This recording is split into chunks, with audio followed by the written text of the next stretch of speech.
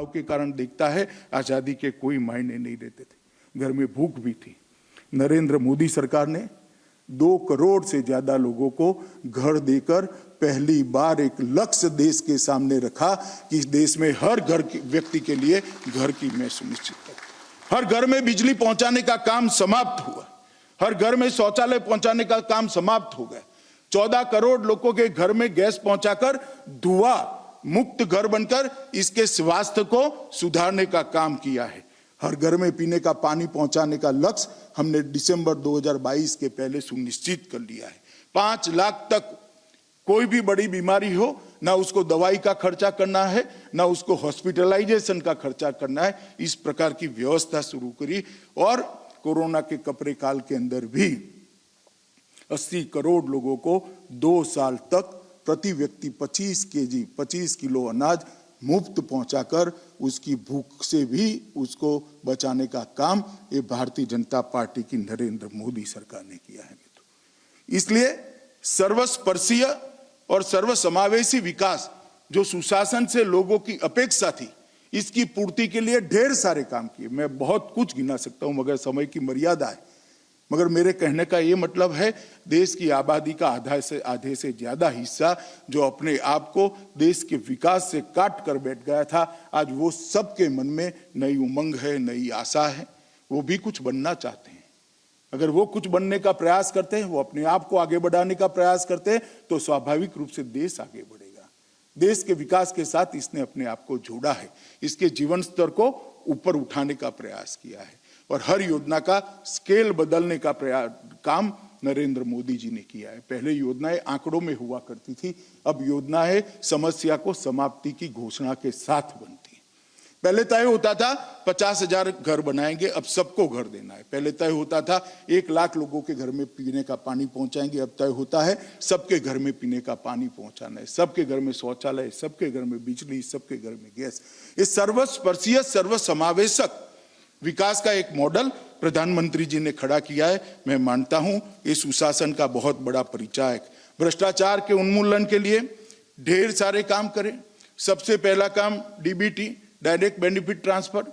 देश के 60 करोड़ लोगों को अपने सरकार ने बनाई हुई योजनाओं का पैसा लेने के लिए, चाहे दूर सुदूर कोई गांव में कोई विधवा बहन रहती हो, कोई वृद्धा रहती हो, कोई वृद्ध रहता हो, कोई दिव्यांग रहता हो, ये सबको अपना फायदा लेने के लिए बिचौलियों का सहारा लेना पड़ता था।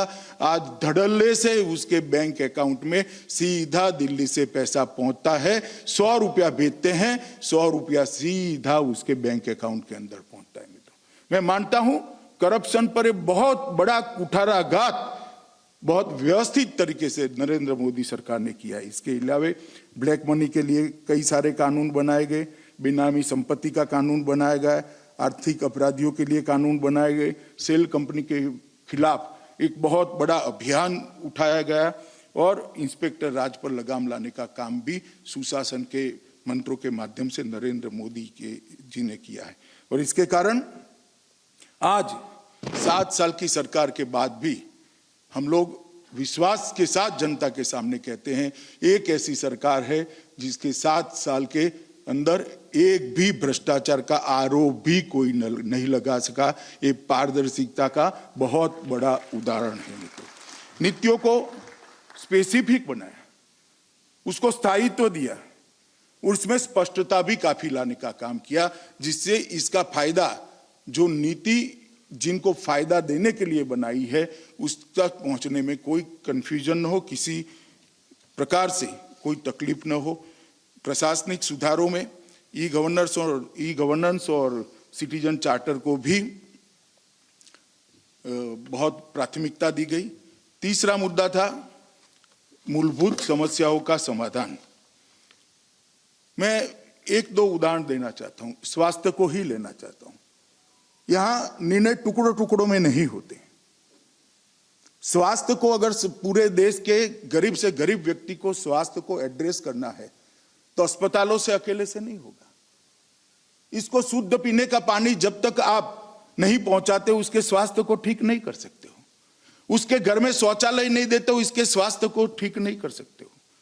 सस्ती दवाई नहीं देते हो, इसके स्वास्थ्य को ठीक नहीं करते हो। इसको स्वास्थ्य के सामने, ये सब होने के बावजूद भी अगर स्वास्थ्य बिगड़ता है तो उसको प्रोटेक्शन नहीं देते हो तो आप इसके स्वास्थ्य को ठीक नहीं करते, और स्वास्थ्य का इंफ्रास्ट्रक्चर अगर बढ़ाते नहीं हो तो भी उसके स्वास्थ्य को ठीक नहीं कर सकते। मित्रों, सबसे पहले शौचालय बनाने का अभियान लिया गया, उसके बाद अब शुद्ध पीने का पानी पहुंचाने का अभियान लिया गया है। बहनों के स्वास्थ्य को ध्यान में रख के शुद्ध ईंधन, गैस का सिलेंडर इसके घर में पहुंचाया गया। इसके बाद सस्ती दवाइयाँ, जेनरिक दवाइयाँ पहुंचाने का एक जाला बुन लिया गया। उसके बाद में प्रधानमंत्री आयुष्मान भारत योजना को लाया गया। देखने में तो ये सब कार्यक्रम अपने अपने आप में अलग है, मंत्रालय भी अलग है, मगर उसके बीच में एक सूत्र है कि जनता के स्वास्थ्य को पूर्णतः सुरक्षित करना। मूलभूत समस्या का समाधान कैसे हो सकता है, ये इसका उदाहरण है। ऐसे बहुत सारे उदाहरण मैं दे सकता हूं। भ्रष्टाचार को उन्मूलन के लिए आधार, भ्रष्टाचार के उन्मूलन के लिए जनधन अकाउंट, मगर मैं इतनी डिटेल में नहीं जाऊंगा। मैं स्वास्थ्य पर ही बात करना था कि मूलभूत समस्याओं के समाधान के लिए नीतियां ऐसी बनी, कार्यक्रम ऐसे बने जिससे पूरी की पूरी समस्या जड़ समेत उखड़ जाए। इसके बाद में टेक्नोलॉजी का उपयोग कर कर इसको सुगम बनाया। विश्व में भर में वैक्सीनेशन का प्रोग्राम चल रहा है। एक भी देश ऐसा नहीं है कि वैक्सीन लेने के साथ 30 सेकंड में उसके हाथ में इलेक्ट्रॉनिक सर्टिफिकेट आ जाए और वैक्सीन लेने के साथ 30 सेकंड के अंदर ही वो देश के वैक्सीन लेने वाले नागरिकों के रजिस्टर में रजिस्टर्ड हो जाए। मैं पूरे स्टडी के साथ कहता हूं, भारत ने ये जो काम कोविन ऐप के माध्यम से करा है, विश्व का कोई देश नहीं कर पाया है। 130 करोड़ लोगों का वैक्सीनेशन टेक्नोलॉजी के सहायता से, और देखते देखते हो गया। पूरा विश्व देख रहा है कैसे वैक्सीनेशन करी। और समस्याओं को नरेंद्र मोदी सरकार ने एक अलग दृष्टि से एड्रेस करना का एक तरीका अपना है। जैसे दूसरी लहर आई, स्वास्थ्य की ही बात कर रहा हूं मैं, दूसरी लहर आई, ऑक्सीजन की कमी हो गई, ऑक्सीजन की रिक्वायरमेंट 12 टाइम 15 टाइम हो गई, कोई देश नहीं पहुंच सकता। वो ठीक है, उस वक्त हमने जो प्रयास करने थे गए, दुनिया भर से क्रायोजेनिक ट्रेलर लाए और उसको पहुंचाया, रेलें चलाई, हवाई जहाज से पहुंचाया, निपट गया। अब फ्यूचर में ऐसी दिक्कत आती है तो क्या है। अब हमने तय कर लिया कि 100 से ज्यादा जिनके पास बेड है वो हर एक अस्पताल के अंदर ऑक्सीजन प्लांट लगा देना और वो अस्पताल को ऑक्सीजन के मामले में आत्मनिर्भर कर देना। कभी भी कोई भी महामारी आएगी, ऑक्सीजन की डिमांड बढ़ेगी तो इस देश के अंदर कभी भी ऑक्सीजन की किल्लत नहीं हो सकती। इसको कहते हैं आपत्ति को अवसर में बदलना। इसको कहते हैं समस्या का, मूलभूत समस्या का निवारण की दिशा में काम करना। ये सारी चीजें अपने आप में टुकड़े टुकड़े में हो सकती है, मगर नीति निर्धारक वही है जो एक पद्धति के साथ एक के बाद एक जोड़कर, एक लड़ी जोड़कर समग्र समस्या का समाधान करे, और वो नरेंद्र मोदी जी ने किया है। चौथी चीज है जवाबदेही और संवेदनशील तंत्र। कोविड आया, कोविड से ढेर सारे लोगों का, रोज कमाकर रोज खाने वाले लोगों के जीवन पर बड़ी बड़ी दिक्कत आ गई। एक ठेला चलाने वाला, एक लॉरी से मटेरियल ढोने वाला, एक ऑटो चलाने वाला, एक किराए की टैक्सी चलाने वाला, वो तो शाम को उसी से खाता है जो दिन में कमा लेता है। लॉकडाउन हो गया, वो क्या खाएगा। दुनिया की कोई सरकार ऐसे समाधान नहीं ढूंढ पाई। बहुत छोटी छोटी आबादी वाले देश भी नहीं ढूंढ पाए। हमारी 130 करोड़ की आबादी, और 130 करोड़ की आबादी में 80 करोड़ लोग ऐसे, सरकार ने तुरंत ही निर्णय लिया 80 करोड़ लोगों को जब तक कोविड समाप्त नहीं होता है 25 किलो अनाज प्रति माह सरकार की ओर से देंगे, और उसकी समस्या का समाधान कर दिया। कुछ समय तक दालें भी दी, कुछ राज्यों ने तेल भी दिया है। इसको कहते हैं रिस्पॉन्सिव और संवेदनशील सरकार। इसके साथ ही 130 करोड़ का टीकाकरण, उसको बहुत अच्छे तरीके से प्लानिंग के साथ फ्री ऑफ कॉस्ट देकर आज हम कह सकते हैं कि लगभग कोविड के खतरे से कोविड कभी भी आ सकता है, वायरस रूप बदलकर भी आ सकता है, परंतु आएगा भी तो हमने एक सुरक्षा का लेयर कम से कम हमारे नागरिकों के लिए सुनिश्चित कर दिया है, जिससे इसकी जान को खतरा होने की संभावना है।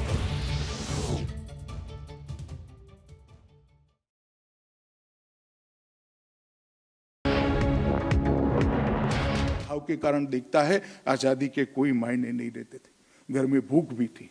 नरेंद्र मोदी सरकार ने 2 करोड़ से ज्यादा लोगों को घर देकर पहली बार एक लक्ष्य देश के सामने रखा कि इस देश में हर घर के व्यक्ति के लिए घर की मैं सुनिश्चित करूं। हर घर में बिजली पहुंचाने का काम समाप्त हुआ, हर घर में शौचालय पहुंचाने का काम समाप्त हो गया।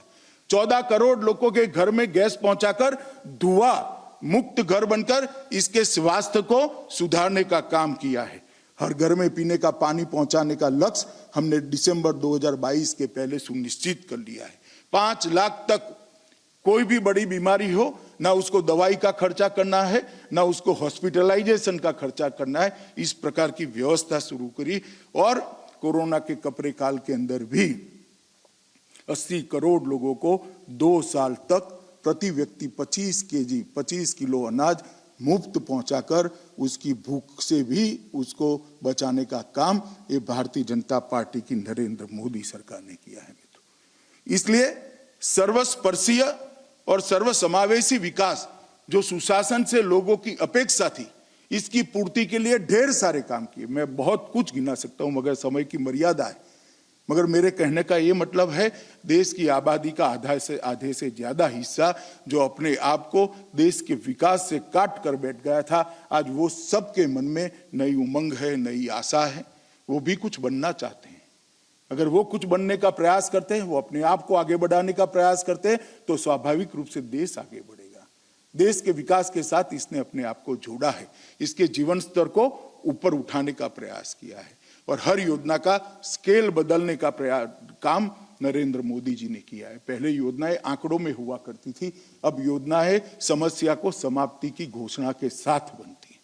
पहले तय होता था 50,000 घर बनाएंगे, अब सबको घर देना है। पहले तय होता था 1 लाख लोगों के घर में पीने का पानी पहुंचाएंगे, अब तय होता है सबके घर में पीने का पानी पहुंचाना है, सबके घर में शौचालय, सबके घर में बिजली, सबके घर में गैस।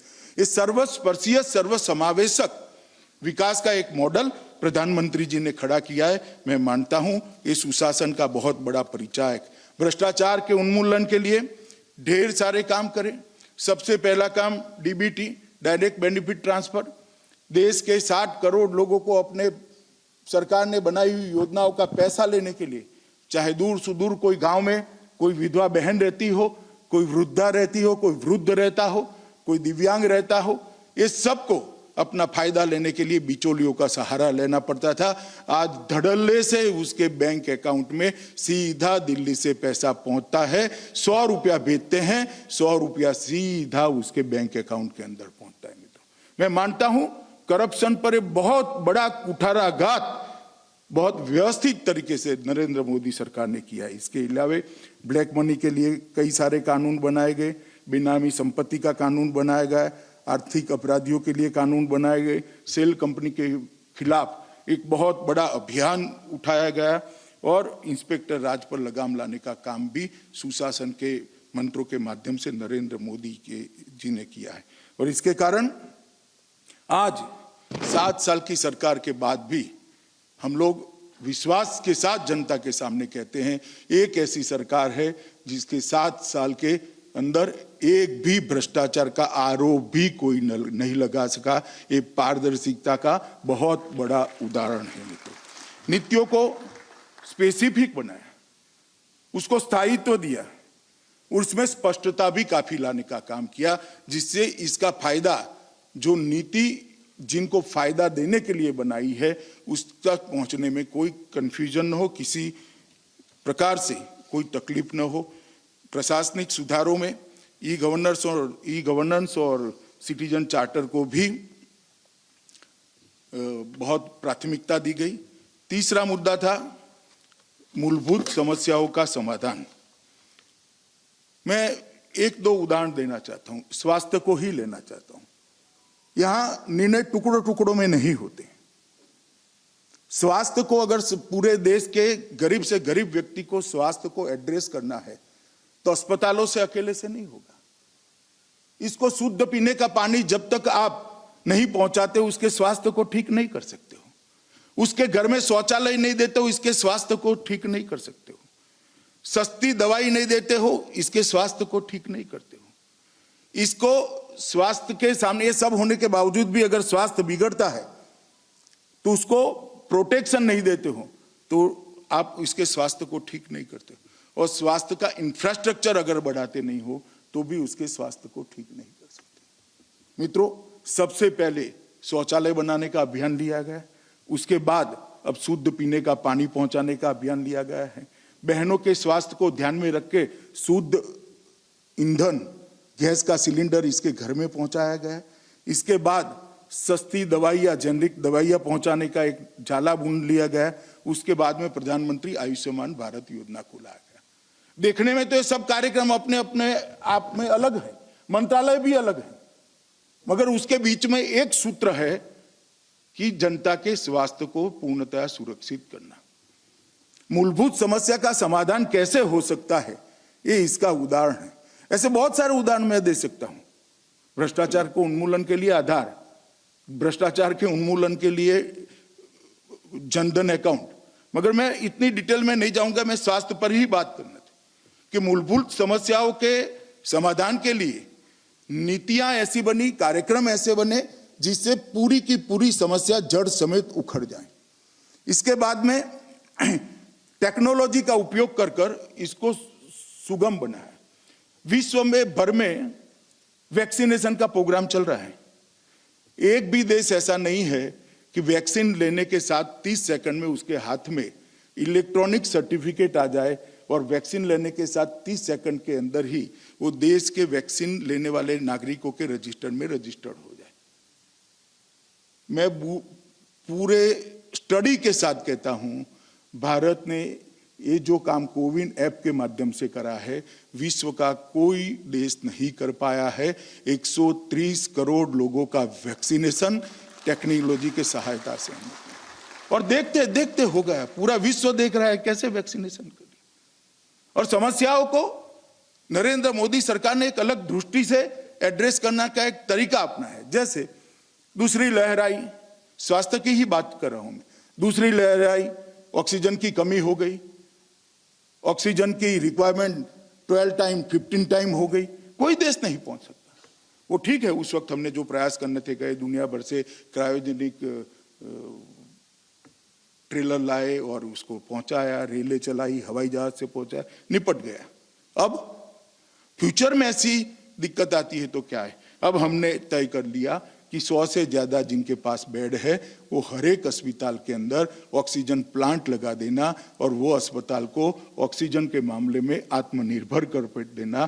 कभी भी कोई भी महामारी आएगी, ऑक्सीजन की डिमांड बढ़ेगी तो इस देश के अंदर कभी भी ऑक्सीजन की किल्लत नहीं हो सकती। इसको कहते हैं आपत्ति को अवसर में बदलना। इसको कहते हैं समस्या का, मूलभूत समस्या का निवारण की दिशा में काम करना। ये सारी चीजें अपने आप में टुकड़े टुकड़े में हो सकती है, मगर नीति निर्धारक वही है जो एक पद्धति के साथ एक के बाद एक जोड़कर, एक लड़ी जोड़कर समग्र समस्या का समाधान करे, और वो नरेंद्र मोदी जी ने किया है। चौथी चीज है जवाबदेही और संवेदनशील तंत्र। कोविड आया, कोविड से ढेर सारे लोगों का, रोज कमाकर रोज खाने वाले लोगों के जीवन पर बड़ी बड़ी दिक्कत आ गई। एक ठेला चलाने वाला, एक लॉरी से मटेरियल ढोने वाला, एक ऑटो चलाने वाला, एक किराए की टैक्सी चलाने वाला, वो तो शाम को उसी से खाता है जो दिन में कमा लेता है। लॉकडाउन हो गया, वो क्या खाएगा। दुनिया की कोई सरकार ऐसे समाधान नहीं ढूंढ पाई। बहुत छोटी छोटी आबादी वाले देश भी नहीं ढूंढ पाए। हमारी 130 करोड़ की आबादी, और 130 करोड़ की आबादी में 80 करोड़ लोग ऐसे, सरकार ने तुरंत ही निर्णय लिया 80 करोड़ लोगों को जब तक कोविड समाप्त नहीं होता है 25 किलो अनाज प्रति माह सरकार की ओर से देंगे, और उसकी समस्या का समाधान कर दिया। कुछ कुछ समय तक दालें भी दी, कुछ राज्यों ने तेल भी दिया है। इसको कहते हैं रिस्पॉन्सिव और संवेदनशील सरकार। इसके साथ ही 130 करोड़ का टीकाकरण, उसको बहुत अच्छे तरीके से प्लानिंग के साथ फ्री ऑफ कॉस्ट देकर आज हम कह सकते हैं कि लगभग कोविड के खतरे से, कोविड कभी भी आ सकता है, वायरस रूप बदलकर भी आ सकता है, परंतु आएगा भी तो हमने एक सुरक्षा का लेयर कम से कम हमारे नागरिकों के लिए सुनिश्चित कर दिया है, जिससे इसकी जान को खतरा होने की संभावना है।